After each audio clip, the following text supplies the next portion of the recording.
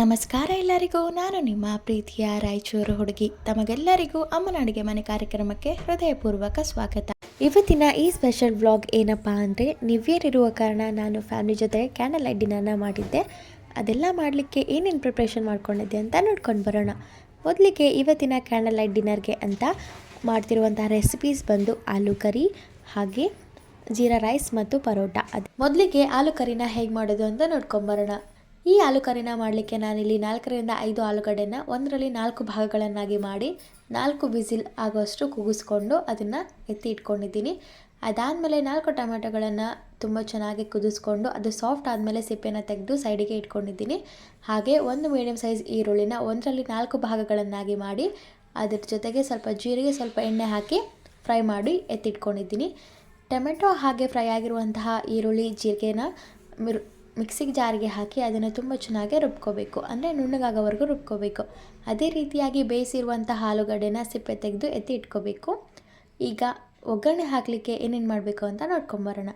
ಮೊದಲಿಗೆ ಒಂದು ಬಾಣಲೆನ ಇಟ್ಟು ಅದನ್ನು ಚೆನ್ನಾಗಿ ಕಾಯಿಸ್ಕೋಬೇಕು. ಬಾಣಲೆ ಇನ್ನೇನು ಕಾದಾಗಿದೆ ಅಂದಮೇಲೆ ಅದಕ್ಕೆ 4ರಿಂದ 5 ಟೇಬಲ್ ಸ್ಪೂನಷ್ಟು ಎಣ್ಣೆನ ಹಾಕಿ, ಎಣ್ಣೆ ಕಾದಾದಮೇಲೆ ಜೀರಿಗೆ ಸಾಸಿವೆನ ಹಾಕ್ಕೋಬೇಕು. ಜೀರಿಗೆ ಸಾಸಿವೆ ಚಟಪಟ ಅಂದಮೇಲೆ ಸ್ವಲ್ಪ ಕರಿಬೇವು ಹಾಕಿ ಫ್ರೈ ಮಾಡ್ಕೋಬೇಕು. ಅದಾದಮೇಲೆ 1 ಟೇಬಲ್ ಸ್ಪೂನ್ ಶುಂಠಿ ಬೆಳ್ಳುಳ್ಳಿ ಪೇಸ್ಟ್ನ ಇದೇ ಹಂತದಲ್ಲಿ ಹಾಕಿ ಅದನ್ನು ಫ್ರೈ ಮಾಡ್ಕೋಬೇಕು. ಅಥವಾ ನೀವು ರುಬ್ಬಿರುವಂತಹ ಮಿಶ್ರಣವನ್ನು ಹಾಕಿದ ಮೇಲೂ ಕೂಡ ಶುಂಠಿ ಬೆಳ್ಳುಳ್ಳಿ ಪೇಸ್ಟ್ನ ಹಾಕ್ಕೋಬೋದು. ನಾನು ಮುಂಚೆನೇ ಹಾಕ್ಕೊತಾ ಇದ್ದೀನಿ. ಅದಾದಮೇಲೆ ರುಬ್ಬಿರುವಂಥ ಮಿಶ್ರಣವನ್ನು ಹಾಕಿ ತುಂಬ ಚೆನ್ನಾಗಿ ಕಲಿಸ್ಕೋಬೇಕು. ಇದು ಹಸಿ ವಾಸನೆ ಹೋಗೋವರೆಗೂ ಅದನ್ನು ಹಾಗೆ ಫ್ರೈ ಮಾಡ್ಕೋಬೇಕು. ಹಾಗೆ ರುಚಿಗೆ ತಕ್ಕಷ್ಟು ಉಪ್ಪನ್ನು ಕೂಡ ಇದೇ ಹಂತದಲ್ಲಿ ಹಾಕಿದ್ದೀನಿ. ಇನ್ನೇನು ಎಲ್ಲ ಗ್ರೇವಿ ಕೂಡ ಹಸಿ ವಾಸನೆ ಹೋಗಿದೆ ಅಂದಮೇಲೆ ಎಷ್ಟು ನೀರು ಬೇಕೋ ಅಷ್ಟು ನೀರನ್ನು ಹಾಕ್ಕೋಬೇಕು. ನಾನಿಲ್ಲಿ ಏನಿಲ್ಲ ಅಂತಂದರೂ 1 ದೊಡ್ಡ ಗ್ಲಾಸಷ್ಟು ನೀರನ್ನ ಹಾಕ್ಕೊತಾ ಇದ್ದೀನಿ. ನೀರನ್ನು ಹಾಕ್ಕೊಂಡ್ಮೇಲೆ ಒಂದ್ಸರಿ ತುಂಬ ಚೆನ್ನಾಗಿ ಕಲಿಸ್ಕೊಂಡು ಅದನ್ನು ತುಂಬ ಚೆನ್ನಾಗಿ ಕುದಿಸ್ಕೋಬೇಕು. ಗ್ರೇವಿ ತುಂಬಾ ಥಿಕ್ ಆಗೋವರೆಗೂ ಅದನ್ನು ಕುದಿಸ್ಕೋಬೇಕು. ಹಾಗೆ ಇದೇ ಹಂತದಲ್ಲಿ 1 ಟೇಬಲ್ ಸ್ಪೂನಷ್ಟು ಅರಿಶಿಣ ಪುಡಿಯನ್ನು ಹಾಕ್ಕೊತಾ ಇದ್ದೀನಿ. ಹಾಗೆ 2 ದೊಡ್ಡ ಟೇಬಲ್ ಸ್ಪೂನಷ್ಟು ಅಚ್ಕಾರದ ಪುಡಿ ಕೂಡ ಹಾಕ್ಕೊತಾ ಇದ್ದೀನಿ. ನೀವು ಅಚ್ಕಾರದ ಪುಡಿಯನ್ನು ಖಾರದ ಅನ್ವಯ ಜಾಸ್ತಿ ಕೂಡ ಮಾಡ್ಕೋಬೋದು ಅಥವಾ ಕಡಿಮೆ ಕೂಡ ಮಾಡ್ಕೋಬೋದು, ಅದು ನಿಮ್ಮ ಟೇಸ್ಟ್ ಪ್ರಕಾರ. ಹಾಗೆ ಅರ್ಧ ಟೇಬಲ್ ಸ್ಪೂನಷ್ಟು ಗರಂ ಮಸಾಲ ಕೂಡ ಹಾಕ್ಕೊಂಡು ತುಂಬ ಚೆನ್ನಾಗಿ ಕಲಿಸ್ಕೋಬೇಕು. ಹಾಗೆ ಇವೆಲ್ಲವನ್ನು ಹಾಕಿದ ಮೇಲೆ ಅದನ್ನು ತುಂಬ ಚೆನ್ನಾಗಿ ಕುದಿಸ್ಕೋಬೇಕು.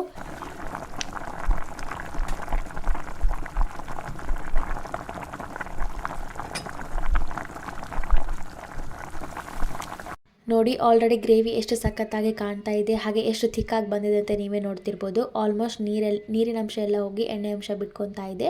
ಇದೇ ಹಂತದಲ್ಲಿ ನಾವು ಮುಂಚೆನೇ ಕುದಿಸಿ ಇಟ್ಕೊಂಡಿರುವಂತಹ ಹಾಗೆ ಸಿಪ್ಪೆ ತೆಗೆದು ಇಟ್ಕೊಂಡಿರುವಂತಹ ಆಲೂಗಡ್ಡೆನ ಹಾಕಿ ತುಂಬ ಚೆನ್ನಾಗಿ ಕಲಿಸ್ಕೋಬೇಕು. ಗ್ರೇವಿ ಹಾಗೆ ಎಲ್ಲ ಸ್ಪೈಸಸ್ಸು ಆಲೂಗಡ್ಡೆ ಜೊತೆ ತುಂಬ ಚೆನ್ನಾಗಿ ಹೊಂದ್ಕೋಬೇಕು. ಅಲ್ಲಿವರೆಗೂ ಅದನ್ನು ಕಲಿಸ್ಕೋಬೇಕು. ಅದಾದಮೇಲೆ ಇದನ್ನು 1 ನಿಮಿಷದಲ್ಲಿ ಅಥವಾ 2 ನಿಮಿಷ ಅಷ್ಟು ಕುದಿಸಿದ್ರೆ ಸಾಕಾಗುತ್ತೆ. ಅದಕ್ಕಿಂತ ಜಾಸ್ತಿ ಕುದಿಸೋ ಅವಶ್ಯಕತೆ ಇರೋದಿಲ್ಲ. ಏನಕ್ಕಂದರೆ ಆಲೂಗಡ್ಡೆ ಆಲ್ರೆಡಿ ಬೆಂದಿದೆ. ಹಾಗಾಗಿ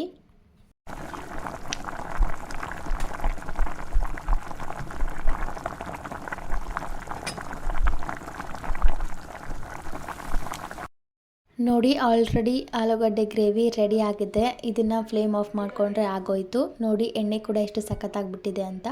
ಈ ಗ್ರೇವಿನ ನೀವು ಚಪಾತಿ ಜೊತೆ, ಪರೋಟ ಜೊತೆ, ಅನ್ನದ ಜೊತೆ ಅಥವಾ ಕುಷ್ಕ ರೈಸ್ ಜೊತೆ ತಿಂದರೆ ತುಂಬಾ ಸಖತ್ತಾಗಿರುತ್ತೆ. ಇವೇ ನೀವು ಜೋಳದ ರೊಟ್ಟಿ ಕೂಡ ತಿನ್ಬೋದು, ತುಂಬಾ ಟೇಸ್ಟಿಯಾಗಿ ಬರುತ್ತೆ. ಒಮ್ಮೆ ಟ್ರೈ ಮಾಡಿ. ಅದೇ ರೀತಿಯಾಗಿ ಮತ್ತೊಂದು ಕಡೆ ನಾನು ಜೀರಾ ರೈಸ್ ಕೂಡ ಮಾಡಲಿಕ್ಕೆ ರೆಡಿ ಮಾಡ್ಕೊತಾ ಇದ್ದೀನಿ. ಈ ಜೀರಾ ರೈಸ್ ಮಾಡಲಿಕ್ಕೆ ಒಂದು ಬಾಣಲೆನ ತೊಗೊಂಡಿದ್ದೀನಿ. ಅದು ಕಾದಾದಮೇಲೆ ಅದಕ್ಕೆ 2ರಿಂದ 3 ಟೇಬಲ್ ಸ್ಪೂನಷ್ಟು ಎಣ್ಣೆನ ಹಾಕ್ಕೋಬೇಕು. ಎಣ್ಣೆ ಕಾಯಲಿಕ್ಕೆ ಬಿಟ್ಟ ಮೇಲೆ ಸ್ವಲ್ಪ ತುಪ್ಪವನ್ನು ಹಾಕ್ಕೊತಾ ಇದ್ದೀನಿ. ನೀವು ಸಂಪೂರ್ಣವಾಗಿ ತುಪ್ಪ ಕೂಡ ಹಾಕ್ಕೊಂಡು ಮಾಡ್ಕೋಬೋದು. ನಾನಿಲ್ಲಿ ಎಣ್ಣೆ ಮತ್ತು ತುಪ್ಪ ಎರಡನ್ನೂ ಮಿಕ್ಸ್ ಮಾಡಿ ಮಾಡ್ಕೊತಾ ಇದ್ದೀನಿ. ಎಣ್ಣೆ ತುಪ್ಪ ಎರಡೂ ತುಂಬ ಚೆನ್ನಾಗಿ ಕಾದಾದಮೇಲೆ ಅದಕ್ಕೆ 1 ಟೇಬಲ್ ಸ್ಪೂನಷ್ಟು ಜೀರಿಗೆನ ಹಾಕ್ಕೊತಾ ಇದ್ದೀನಿ. ಜೀರಿಗೆ ಬದಲಿಗೆ ನೀವು ಸಾಜೀರ ಕೂಡ ಹಾಕ್ಕೋಬೋದು, ಅದು ಇನ್ನೂ ಟೇಸ್ಟ್ ಕೊಡುತ್ತೆ. ನಾನು ನಾರ್ಮಲಾಗಿ ಜೀರಿಗೆ ಹಾಕ್ಕೊತಾ ಇದ್ದೀನಿ.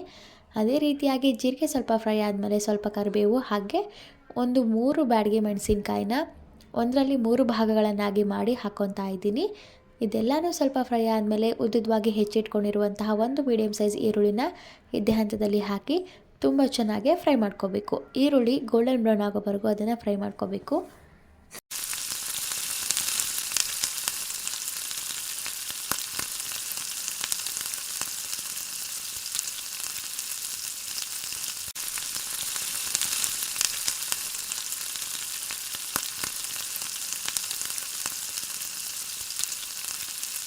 ಈರುಳ್ಳಿ ಇನ್ನೇನು ಗೋಲ್ಡನ್ ಬ್ರೌನ್ ಆಗಿದೆ ಅಂದಮೇಲೆ ಇದೇ ಹಂತದಲ್ಲಿ ನಾನು ರುಚಿಗೆ ತಕ್ಕಷ್ಟು ಉಪ್ಪನ್ನು ಕೂಡ ಹಾಕ್ಕೊತಾ ಇದ್ದೀನಿ. ಉಪ್ಪು ಹಾಕಿದ ಮೇಲೆ ಸ್ವಲ್ಪ ಚೆನ್ನಾಗಿ ಫ್ರೈ ಮಾಡ್ಕೋಬೇಕು ಅಥವಾ ಕಲಿಸ್ಕೋಬೇಕು.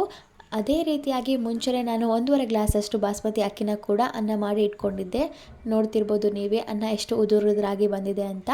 ಬಾಸ್ಮತಿ ಅಕ್ಕಿನ ಅನ್ನ ಮಾಡಬೇಕು ಅಂದರೆ ಅದನ್ನು ತುಂಬ ಚೆನ್ನಾಗಿ ಬಸ್ಕೋಬೇಕು, ಆಗ ಉದುರುದ್ರಾಗಿ ಬರುತ್ತೆ. ನೀವು ಇಲ್ಲಿ ಬ್ಯಾಡಗಿ ಮೆಣಸಿನ್ಕಾಯಿ ಬದಲಿಗೆ ಹಸಿಮೆಣ್ಸಿನ್ಕಾಯಿನ ಬಳಸಿದ್ರೆ ಇನ್ನೂ ಟೇಸ್ಟಾಗಿ ಬರುತ್ತೆ. ನಾನು ಹಸಿಮೆಣ್ಸಿನ್ಕಾಯಿ ಇಲ್ಲದೆ ಇರೋ ಕಾರಣ ಬ್ಯಾಡಗಿ ಮೆಣಸಿನ್ಕಾಯಿನ ಹಾಕ್ಕೊತಾ ಇದ್ದೀನಿ. ನೋಡಿ, ಹೋಟೆಲ್ ಶೈಲಿಯಲ್ಲಿ ಮಾಡುವಂತಹ ಬಾಸ್ಮತಿ ರೈಸ್ನ ಜೀರಾ ರೈಸ್ ಎಷ್ಟು ಸಖತ್ತಾಗಿ ಬಂದಿದೆ ಅಂತ ಒಮ್ಮೆ ಟ್ರೈ ಮಾಡಿ. ಅದೇ ರೀತಿಯಾಗಿ ಇವತ್ತು ನಾನು ಪರೋಟ ಮಾಡಲಿಕ್ಕೆ ರೆಡಿಮೇಡ್ ಪರೋಟನ ತೊಗೊಂಡಿದ್ದೀನಿ. ಇದು AKB ಅವರ ಮಲ್ಬಾರ್ ಪರೋಟನ ಬಳಸ್ಕೊತಾ ಇದ್ದೀನಿ. ನಾನು ಕೂಡ ಫಸ್ಟ್ ಟೈಮ್ ಇದನ್ನು ಟ್ರೈ ಮಾಡ್ತಾ ಇರೋದು. ಹೇಗೆ ಬಂದಿದೆ ಅಂತ ಟೇಸ್ಟ್ ಮಾಡಿ ಖಂಡಿತವಾಗಿ ಹೇಳ್ತೀನಿ. ಮೊದಲಿಗೆ ಈ ಪರೋಟನ ಸುಟ್ಕೊಳ್ಳಿಕ್ಕೆ ಒಂದು ಹಂಚನ್ನ ಕೂಡ ಕಾಯಲಿಕ್ಕೆ ಇಟ್ಟಿದ್ದೆ. ಹಂಚು ಕಾದಾದಮೇಲೆ ಅದಕ್ಕೆ ಸ್ವಲ್ಪ ಎಣ್ಣೆ ಅಥವಾ ಬೆಣ್ಣೆ ಅಥವಾ ತುಪ್ಪ ನಿಮಗೆ ಯಾವ್ದು ಬೇಕೋ ಅದನ್ನು ಕೂಡ ಸ್ವಲ್ಪ ಸವರಿ, ಅದಾದಮೇಲೆ AKB ಅವರ ಮಲ್ಬಾರ್ ಪರೋಟನ ಹಾಕಿ ಎರಡೂ ಕಡೆ ತುಂಬ ಚೆನ್ನಾಗಿ ಬೇಯಿಸ್ಕೋಬೇಕು. ಪರೋಟ ಹಾಕಿದ ಮೇಲೆ ಅದಕ್ಕೂ ಕೂಡ ಸ್ವಲ್ಪ ಎಣ್ಣೆ ಅಥವಾ ತುಪ್ಪ ಅಥವಾ ಬೆಣ್ಣೆನ ಹಚ್ಚಿ ಸುಟ್ಕೋಬೇಕು. ನೋಡ್ತಿರ್ಬೋದು ನೀವು, ಎರಡೂ ಕಡೆಯೂ ತುಂಬ ಚೆನ್ನಾಗಿ ಸುಡಬೇಕು. ಅವ್ರು ಆಲ್ರೆಡಿ ಸ್ವಲ್ಪನೇ ಸುಟ್ಟು ಇಟ್ಟಿರ್ತಾರೆ. ನಾವು ಸಂಪೂರ್ಣವಾಗಿ ನಮಗೆ ಎಷ್ಟು ಬೇಕು ಅಷ್ಟು ಸುಟ್ಕೋಬೇಕು. ನೀವು ಸ್ವಲ್ಪ ಕ್ರಂಚಿನೆಸ್ ಬೇಕು ಅಂದರೆ ಸ್ವಲ್ಪ ಜಾಸ್ತಿ ಸುಟ್ಕೋಬೇಕು. ನಾವು ಮೀಡಿಯಮ್ ಆಗಿ ಸುಟ್ಕೊತಾ ಇದ್ದೀವಿ. ನೋಡಿ, ಆಲ್ಮೋಸ್ಟ್ ನಾವು ಅಂದ್ಕೊಂಡಿರುವಂತಹ ಎಲ್ಲ ರೆಸಿಪೀಸ್ ಕೂಡ ಸಂಪೂರ್ಣವಾಗಿ ರೆಡಿ ಆಗಿದೆ. ಹಾಗೆ ತುಂಬಾ ಚೆನ್ನಾಗಿ ಬಂದಿದೆ. ಆಲೂ ಕರಿ ಆಗಿರ್ಬೋದು, ಜೀರಾ ರೈಸ್ ಆಗಿರ್ಬೋದು, ಪರೋಟ ಆಗಿರ್ಬೋದು, ನೋಡಲಿಕ್ಕೆ ಮಾತ್ರ ತುಂಬಾ ಸಖತ್ತಾಗಿ ಕಾಣ್ತಾ ಇದೆ. ಇನ್ನು ಟೇಸ್ಟ್ ಮಾಡೋದು ಅಷ್ಟೇ ಬಾಕಿ. ಅದೇ ರೀತಿಯಾಗಿ ನಾವು ಕ್ಯಾಂಡಲ್ ಲೈಟ್ ಡಿನ್ನರ್ ಮಾಡಲಿಕ್ಕೆ ಯಾವ ರೀತಿ ಅರೇಂಜ್ಮೆಂಟ್ ಮಾಡಿದೆ ಅಂತ ನೋಡ್ಕೊಂಡು ಬರೋಣ.